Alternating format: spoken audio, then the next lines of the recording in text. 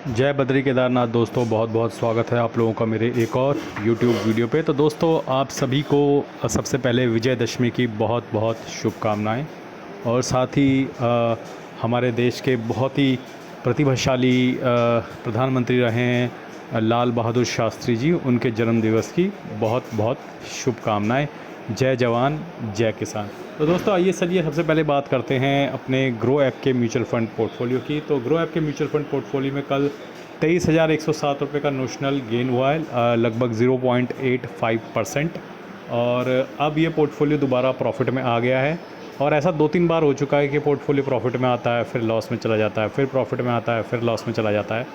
लेकिन हम हार तो मानेंगे नहीं, हम तो टिके हुए हैं, तो हम इस पोर्टफोलियो में भी टिके हुए हैं। तो आप लोगों की जानकारी के लिए बता दूं कि इस पोर्टफोलियो में 2-3 म्यूचुअल फंड मैं ऑलरेडी बेच चुका हूं, और वो बेचकर दोबारा इसी में मैंने उसे इन्वेस्ट कर दिया था। आई थिंक पराग पारिक में कर दिया था। तो इस पोर्टफोलियो में आपको जो प्रॉफिट दिख रहा है उसे 15-20 हज़ार से बढ़ा दीजिए, क्योंकि वो प्रॉफिट भी इसमें री इन्वेस्ट हो चुका है। प्लस इस पोर्टफोलियो में मैंने दिसंबर 2024 के बाद से कोई भी एसआईपी नहीं डाली है। ठीक है, तो ये पोर्टफोलियो ऐसे का ऐसा ही है। बस इसमें 1 साल ही मैंने इन्वेस्टमेंट किया था, लगभग 27 लाख रुपए का, 27,47,000 रुपये का। और उसके अलावा कोई भी यहाँ पर मैंने इन्वेस्टमेंट अपनी तरफ से पिछले दिसंबर 2024 से नहीं की है। तो आइए देखते हैं कौन कौन से म्यूचुअल फंड यहाँ पे प्रॉफिट में हैं।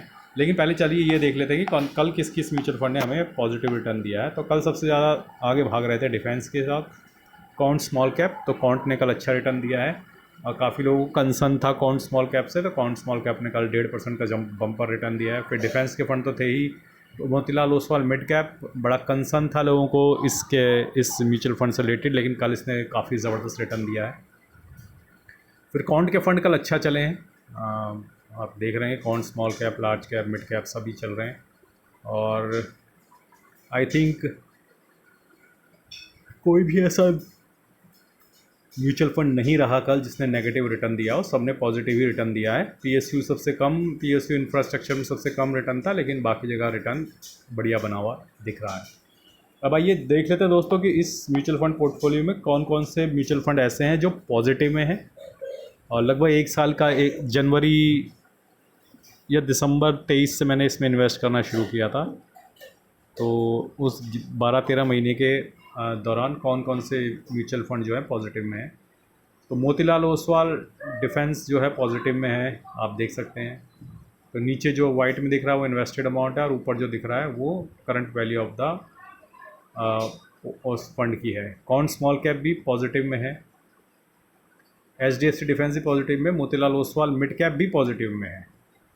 और इसके अलावा कॉन्ट इंफ्रास्ट्रक्चर जो है वो नेगेटिव में है, bank of India small cap negative में है, एचडीएफसी लार्ज कैप पॉजिटिव में है, can't large and mid cap negative में है, HSBC large and mid negative में है, मामूली सा नेगेटिव में है लेकिन है, HDFC large and mid positive में है, बंधन स्मॉल कैप भी पॉजिटिव में, एडलवेज मिड कैप भी पॉजिटिव में है, can't mid cap negative, Invesco India mid cap positive में, Nippon small cap negative, Nippon India large cap positive, Nippon India growth mid cap positive, Bandhan large and mid positive, Kotak mid cap positive, Canara Robeco small cap loss में है, Tata small cap loss में, इन्वेस्टको India PSU positive, और Parag Parikh flexi cap भी positive में यहाँ पे दिख रहा है। Nippon India power and infra negative, HDFC mid cap positive, Invesco India infrastructure negative है, Aditya Birla sun life PSU negative है। तो आई थिंक अब जिस म्यूचुअल फंड को मैं इस पोर्टफोलियो से टाटा विदा करूँगा उसमें एक सेक्टोरल म्यूचुअल फंड मुझे नज़र आ रहा है, इन्वेस्को इंडिया पीएसयू इक्विटी। ये प्रॉफिट में तो आ गया है, बट आई थिंक इसका एग्ज़िट लोड अभी एक बार मैं चेक करूँगा। अगर वो भी निकल गया हो तो मैं इसे अगले 1-2 महीने के अंदर जल्दी इससे रुखसत पा लूँगा इस पीएसयू फंड से। हालांकि पीएसयू फंड में भी थोड़ा मोमेंटम बरकरार है, तो थोड़ा मोमेंटम में राइड करने की कोशिश कर रहा हूँ मैं, लेकिन रेस्ट एश्योर के आने वाले 2 से 3 महीने के अंदर ये पीएसयू फंड से मैं एग्ज़िट ले जाऊंगा, इन्वेस्टको इंडिया पीएसयू। तो उस पैसे को मुझे कहाँ डालना है, इसी पोर्टफोलियो में रखना है या फिर जियो ब्लैक रॉक के मोसिनो जो आ रहा है उसमें डालना है, तो वो निर्णय अभी मैं बाद में लूँगा। फ़िलहाल ये थी स्थिति मेरे ग्रो ऐप के म्यूचुअल फंड पोर्टफोलियो की। आइए अब चलते हैं अपने इंड मनी ऐप के म्यूचुअल फंड पोर्टफोलियो में। तो इंड मनी ऐप के म्यूचुअल फंड पोर्टफोलियो में कल 4883 का नोशनल गेन हुआ है और जो रिटर्न है वो 34,475 रुपये बन गए हैं। 7,20,000 इन्वेस्टेड वैल्यू है और 7,55,000 जो है करंट वैल्यू है इस पोर्टफोलियो की। जो टोटल रिटर्न है लगभग 4.5% बने हुए हैं और अक्टूबर की एसआईपी शुरू हो गई है। 88,000 की एसआईपी लगी हुई है जिसमें से 2,200 रुपये की एसआईपी कंप्लीट हो चुकी है। आप देख सकते हैं कि पराग पारिक में कल 618 रुपये का मुझे नोशनल गेन हुआ है, 4.25% के प्रॉफिट में है ये। निपॉन लार्ज कैप में 935 रुपये का गेन हुआ है, लगभग 5.25% के प्रॉफिट में है ये। आईसीआईसी लार्ज कैप में 763 रुपीज़ का गेन हुआ है, लगभग 4% के प्रॉफिट में है। कोटक मिड कैप में 165 रुपीज़ का गेन हुआ है, लगभग 8.5% के प्रॉफिट में। एडलवेज मिड कैप में स्मॉल कैप में कल 98 रुपीज़ का गेन हुआ है, लगभग 5% के प्रॉफिट में। Bank of India small cap में कल 208 रुपये का गेन हुआ है, लगभग 4.25% के प्रॉफिट में। HSBC स्मॉल कैप में कल 185 रुपीज़ का गेन हुआ है, लगभग 3.5% के प्रॉफिट में। HDFC मिड कैप में कल 70 रुपये का गेन हुआ है, लगभग 6% के प्रॉफिट में। इन्वेस्को इंडिया मिड कैप में 169 रुपीज़ का गेन हुआ है, लगभग 8.25% के प्रॉफिट में। इन्वेस्को इंडिया लार्ज में कल 171 रुपीज़ का गेन हुआ है, लगभग 7% के प्रॉफिट में।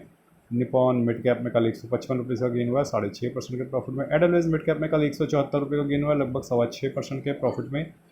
बंधन लार्ज एंड मिड कैप में कल 147 रुपीज़ का गेन हुआ है, लगभग 5.5% के प्रॉफिट में ये वाला mutual fund. Motilal mid cap में कल 261 रुपये का गेन हुआ है, लगभग 3% के प्रॉफिट में आ गया है।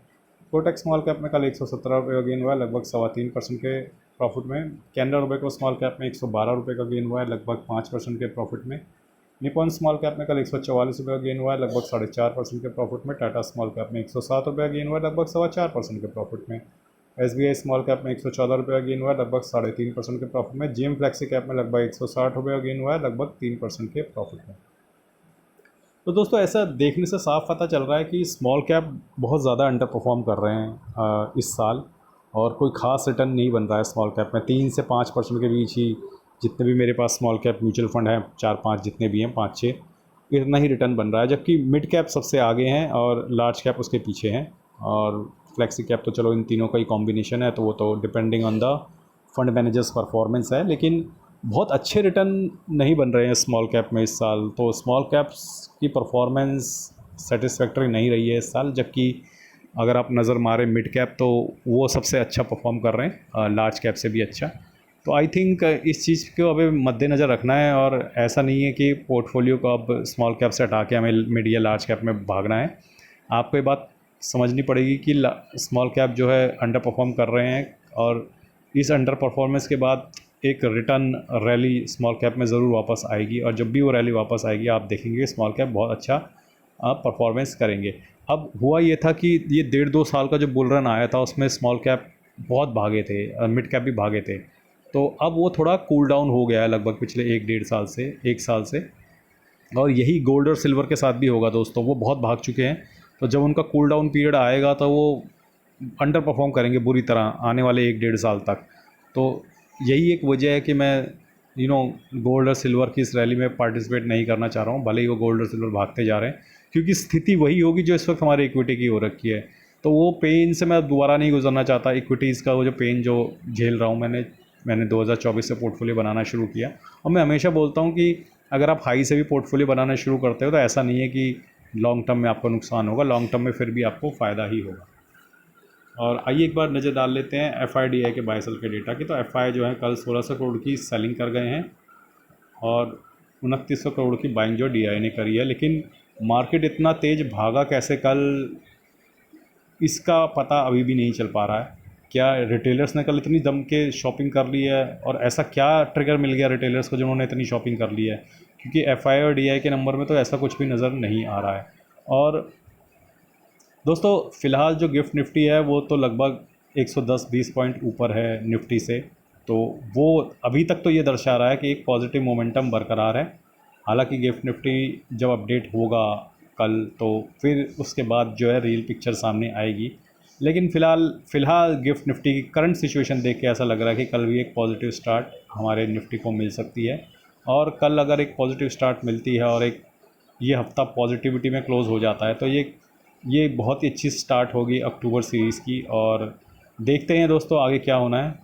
आज के लिए बस इतना ही। लेकिन जाने से पहले मैं आप लोगों को बता दूं कि आज विजयदशमी का त्यौहार है। अगर आप लोगों को फ्लिपकार्ट से कुछ भी शॉपिंग करनी है तो मैंने अपने आपने मोबाइल स्क्रीन पे टैप कीजिए, लेफ्ट साइड बॉटम पे इसी वीडियो में व्यू कोड करके या प्रोडक्ट कोड करके कुछ दिखेगा, इसके अंदर फ्लिपकार्ट के लिंक्स अवेलेबल हैं। मैं क्योंकि म्यूचुअल फंड से रिलेटेड टॉपिक पे वीडियोस बनाता हूँ, तो मैं सिर्फ म्यूचुअल फंड की बुक्स के ही लिंक्स दे सकता हूँ। लेकिन एक बार आप फ्लिपकार्ट पे एंटर कर जाते हैं मेरे लिंक के द्वारा, तो आप वहाँ पे कुछ भी शॉपिंग कर सकते हैं जो आपकी इच्छा हो, जो आपका दिल करे। तो दोस्तों आज के लिए बस इतना ही। धन्यवाद, गुड बाय, जय बद्री केदार।